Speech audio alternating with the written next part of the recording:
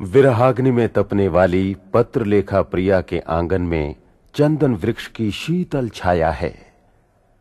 तरुवर की सुरभित डाल पर शुभ शकुन सूचक काग आ बैठा है। प्रिय का शुभागमन हुआ तो पंछी की चोंच सोने से मढ़वा देने का वादा है।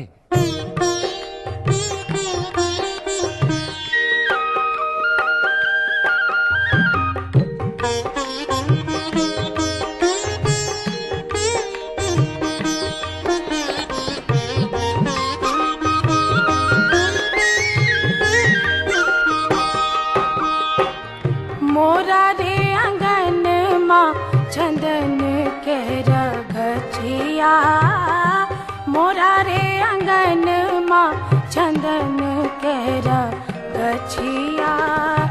ता चढ़ी पुर रे काग रे, सोने चोंच मढ़ाए देबो बायस। जो पिया आवत आज रे, मोरा रे अंगन माँ चंदन के रगछिया, मोरा रे अंगन माँ चंदन के रगछिया।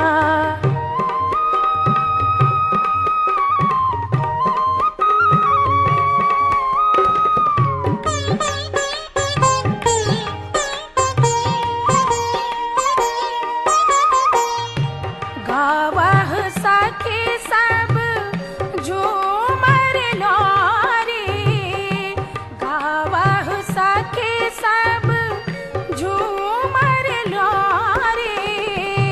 मैं आराधन जाऊं रे, चौदिस चंपा मौली फूलली। चान जोरिया रात रे, मोरा रे अंगन माँ चंदन के रगछिया, मोरा रे अंगन माँ चंदन के रगछिया।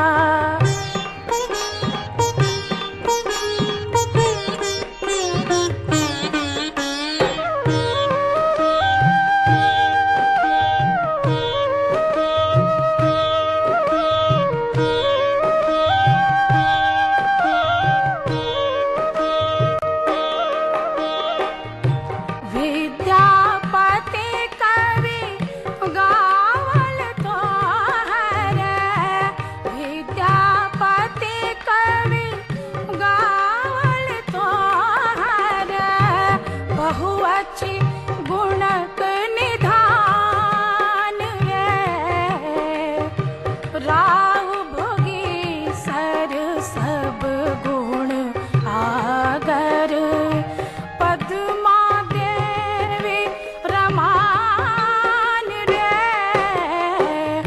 मोरा रे अंगन माँ चंदन के रगछिया। ता चढ़ी पुर रे काग रे,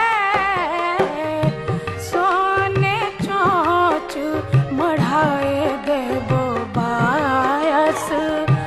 जो पिया आवत आज रे,